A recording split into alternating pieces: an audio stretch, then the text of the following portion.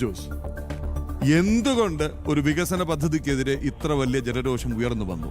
എന്തുകൊണ്ട് വിമാനത്താവളം എന്നുള്ള ഒരു നിർദ്ദേശത്തിനെതിരെ സാക്ഷാൽ കുമ്മനം രാജശേഖരൻ അടക്കമുള്ളവർ വലിയ പ്രക്ഷോഭവുമായി രംഗത്ത് വന്നു? എന്തുകൊണ്ട് അവർക്ക് ഇത്ര വലിയ ജനപിന്തുണ കിട്ടി? അപ്പോൾ ഒരു വിമാനത്താവളം, അതിനോടനുബന്ധിച്ചുണ്ടാകുന്ന വികസനം, അതിനോടനുബന്ധിച്ചുണ്ടാകുന്ന തൊഴിലവസരങ്ങൾ, ഇതൊന്നും വേണ്ട എന്നുള്ളതാണ്. എന്താണ് പരിസ്ഥിതിക്ക് അവിടെ ഉള്ള ഭീഷണി? എന്തുകൊണ്ട് അവിടെ ഒരു വിമാനത്താവളം അല്ലെങ്കിൽ വൻതോതിൽ ഇങ്ങനെ ഭൂമി ഏറ്റെടുത്താൽ അവിടെ ഒരു ഡെവലപ്മെന്റ് ആക്ടിവിറ്റി നടത്തിയാൽ എന്ത് സംഭവിക്കും?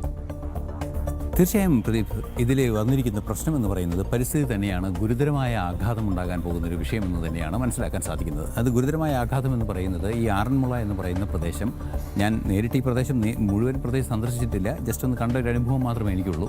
എന്നാലും ആ പ്രദേശം മുഴുവൻ തണ്ണീർത്തടങ്ങൾ നിറഞ്ഞതാണ്. അതായത് ചതുപ്പ് നിലങ്ങളും അല്ലാതെയുള്ള ചെറിയ ചെറിയ കുറ്റിച്ചെടികളൊക്കെ നിൽക്കുന്ന അത്തരത്തിലുള്ള സ്ഥലമാണ്. അത് ഈ വാട്ടർ ഹോൾഡിംഗ്, അതായത് ഈ ഭൂമിയുടെ വരൾച്ചയില്ലാതെ ഭൂമി അല്ലെങ്കിൽ ആ പ്രദേശത്ത് വെള്ളം നിലനിർത്തുന്ന ആ ഒരു പ്രദേശം. അതാണത് തണ്ണീർത്തടങ്ങൾ എന്നതിനെ പറയുന്നത്. അത്തരത്തിൽ തണ്ണീർത്തടമാണ് ഈ പ്രദേശം മുഴുവൻ. അത് പല തരത്തിലായിരിക്കും അതിൻ്റെ ലെവലുകളൊക്കെ ഉണ്ടാവും. ഒരു സ്ഥലത്ത് വലിയ ആഴമായിരിക്കും, ഒരു സ്ഥലത്ത് ചിലപ്പോൾ വളരെ തീരെ ആഴം കുറവായിരിക്കും. അങ്ങനെയൊക്കെയുള്ള ഒരുപാട് വ്യത്യസ്തതകളുണ്ട്. അത് അങ്ങനെയുള്ള തണ്ണീർത്തടങ്ങളാണ് കേരളത്തെ ജലസമൃദ്ധമാക്കുകയും ചെയ്യുന്നത്. ഈ തണ്ണീർത്തടങ്ങൾ അപ്പാടെ ഇല്ലാതാവും എന്ന് പറയുമ്പോൾ, തണ്ണീർത്തടം ഇല്ലാതാവുമ്പോൾ ജല ലഭ്യത അത് പ്രതികൂലമായി ബാധിക്കും. രണ്ടാമത്തെ വിഷയം എന്ന് പറയുന്നത് നിരവധിയായ സ്പീഷീസുകളുടെ നാശം, വലിയ രീതിയിലുള്ള നാശം ഉണ്ടാകും. നമുക്ക് അറിയാവുന്നതാണ്, ബയോഡൈവേഴ്സിറ്റിയുടെ കണക്കെടുത്തു കഴിഞ്ഞാൽ ഇന്ത്യയിലെ ബയോഡൈവേഴ്സിറ്റിയുടെ 26% കേരളത്തിലാണ്. ഈ കേരളത്തിലും ഈ പ്രദേശങ്ങളിലും, മംഗലാപുരം തൊട്ടുള്ള ഈ പ്രദേശങ്ങളിലാണ് ബയോഡൈവേഴ്സിറ്റിയുടെ 26%, ജൈവ വൈവിധ്യത്തിൻ്റെ 26%വും കേരളത്തിലാണുള്ളത്. അതിൻ്റെ കേരളത്തിലും വളരെ ചേർന്ന് നിൽക്കുന്ന കർണാടകയുടെ പ്രദേശങ്ങളിലുമാണ് ഉള്ളത്. അതിൻ്റെ കാരണം എന്ന് പറയുന്നത്, ഒരു വശത്ത് അറബിക്കടൽ, അതായത് സമുദ്രം, മറുവശത്ത് പശ്ചിമഘട്ടം, രണ്ട് പ്രകൃതി മഹാശക്തികൾക്കിടയിലാണ് ഈ പ്രദേശം എന്നതുകൊണ്ട് തന്നെയാണ് ഇവിടെ മഴ ലഭിക്കുന്നു, ജൈവവൈവിധ്യം ഉണ്ടാകുന്നു. ഇത്തരത്തിൽ നിരവധിയായ കാരണങ്ങൾ ഇവിടെയുണ്ട്. ഒരു പക്ഷേ ചില പഠനങ്ങളിലൊക്കെ അത്തരം സൂചനകൾ വന്നിട്ടുണ്ട്. അത് കൃത്യമായ ഒരു തീസിസിലൊന്നും എത്തിയിട്ടില്ല എങ്കിൽ കൂടി, വയനാടൻ കാടുകളിലെ അല്ലെങ്കിൽ പശ്ചിമഘട്ടത്തിലെ ഉയർന്ന നിലവാരം പ്രദേശങ്ങളിലെ കാടുകളിൽ നിന്നും ഒഴുകി വരുന്ന വെള്ളം ആത്യന്തികമായത് അറബിക്കടലിലെത്തുമല്ലോ. അതിലെ ചില സൂക്ഷ്മജീവികളെ തിന്ന് ജീവിക്കുന്ന ജീവികൾ അറബിക്കടലിലുണ്ട്. ജനിക്കുന്നത് പശ്ചിമഘട്ടത്തിലെ മലനിരകളുടെ മുകളിൽ, അല്ലെങ്കിൽ ഈ ചെമ്പ്രമലയുടെ മുകളിൽ ജനിച്ച് അറബിക്കടലിൽ വന്ന് ഭക്ഷണമാകുന്ന ജീവികളുണ്ടെന്നാണ് പറയുന്നത്. സൂക്ഷ്മജീവികളാണ്, നേരിട്ട് നമുക്ക് പെട്ടെന്നൊന്നും അഗ്നേത്രം കൊണ്ട് കാണാവുന്നതല്ല. അത്തരത്തിലുള്ള നിരവധിയായ ജൈവവൈവിധ്യങ്ങൾ നിറഞ്ഞൊരു പ്രദേശമാണിത്. ഇതെല്ലാം തന്നെ നശിച്ചു. വെള്ളത്തിൻ്റെ പ്രശ്നം വരും, ഈ ചതുപ്പ് നിലങ്ങൾ നശിക്കുമ്പോൾ മീനുകളുടെ പ്രശ്നം വരും.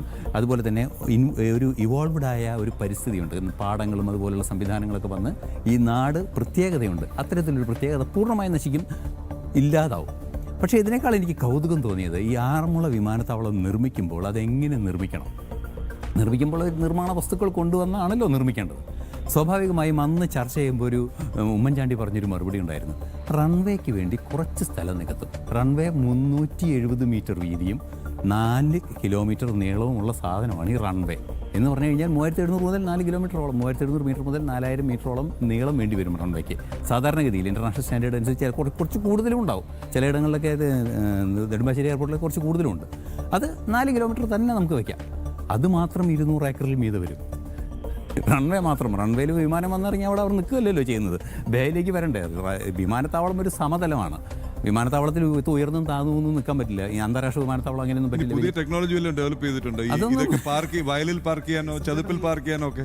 ഈ പറഞ്ഞ കൺസേനുകൾ 2013 അന്നത്തെ സംസ്ഥാന പരിസ്ഥിതി ബോർഡ് മുന്നോട്ട് വെച്ച പ്രശ്നങ്ങളായിരുന്നു. പക്ഷേ ഇവിടുത്തെ സർക്കാർ എന്ത് ചെയ്തു? അതൊക്കെ അങ്ങ് കണ്ടില്ല എന്ന് വെച്ചു. പക്ഷേ ഇനിയും മറ്റ് തമാശകളുണ്ട്. ഞാനിപ്പോൾ പറഞ്ഞു പ്രജിത്തിനോട്, ഇത് കഴിഞ്ഞ പ്രജിത്തിനും നമുക്ക് എല്ലാവർക്കും ഇരുന്ന് ചിരിക്കാനുള്ള ഒരുപാട് വകകളുണ്ട്, നമുക്ക് ഒരുപാട് വിമർശിക്കാനുള്ള വകകളുണ്ട്. കാരണം ഇതിൻ്റെ വിഷയം വരികയാണെങ്കിൽ നമുക്കറിയാം, 20 മുതൽ 25 അടി വരെ വെള്ളം ഉയർന്നു. 2018 മഹാപ്രളയത്തിൽ വെള്ളം ഉയർന്നൊരു പ്രദേശമാണത്. അതുകൊണ്ട് തന്നെ ആ ഉയരത്തിൽ നിന്നും മുകളിൽ നിൽക്കണം വിമാനത്താവളം. അത്തരത്തിൽ ഏതാണ്ട് 1000 ഏക്കർ വിമാനത്താവളത്തിന് വേണമെന്ന് പറയുന്നു. അത് പോരാ, അത് കൂടുതൽ വേണ്ടി വരും. എങ്കിലും 1000 ഏക്കറിൻ്റെ കണക്ക് വെച്ച് ഒരു റാൻഡമായ കണക്കെടുത്തപ്പോൾ, സത്യത്തിൽ എൻ്റെ കൂടെ പഠിച്ചൊരു എഞ്ചിനീയറോട് ഞാൻ ഈ കണക്ക് എങ്ങനെയാണെന്ന് ചോദിച്ചു. സത്യം പറഞ്ഞാൽ അവനത് കേട്ടപാടെ ചിരിക്കുകയാണ് ചെയ്തത്. ഇത് അവനും തമാശയായിരുന്നു. പക്ഷേ അവൻ കണക്ക് എനിക്ക് അയച്ചു തന്നു. 2,67,10,200 ഘനമീറ്റർ മണ്ണ്, അതായത് 31,42,376 ലോറി ടോറസ് ലോറി മണ്ണ് വേണം. കേരളം മൊത്തം തൂക്കിയെടുത്ത് അവിടെ കൊണ്ടുവരേണ്ടി വരും. അതിന് മറ്റൊരു കണക്കും കൂടി, ഒരു എഞ്ചിനീയർ ആണല്ലോ, അവൻ്റെ കൗതുകത്തോടെ ഒരു കണക്കും കൂടി എനിക്ക് പറഞ്ഞു തന്നു. ഒരു കുന്ന് 16 കിലോമീറ്റർ വ്യാസമുള്ള കുന്ന്, അതിൻ്റെ ബേസ് 16 കിലോമീറ്റർ, അതായത് ഇവിടെ നമ്മൾ ഇരുന്ന് ഒരു ചരട് പിടിച്ച് 8 കിലോമീറ്റർ നീളത്തിലൊരു ചരട് പിടിച്ചൊരു വട്ടം വരച്ചാൽ ആ വട്ടത്തിൻ്റെ അത്രയും ബേസ് ഉള്ളൊരു കുന്ന്, ഉയരം 3200 മീറ്റർ. അത്രയും ഉയരത്തിൽ മണ്ണ് കൂട്ടിയിട്ടാലാണ് ഇത്രയും മണ്ണുണ്ടാവുക. ആനമുടിയുടെ ഉയരം 2695 മീറ്റർ ആണെന്നുള്ളതാണ് മറ്റൊരു തമാശ. പ്രായോഗികമല്ല അത്, ഇതൊന്നും നടക്കുന്ന കാര്യങ്ങളല്ല.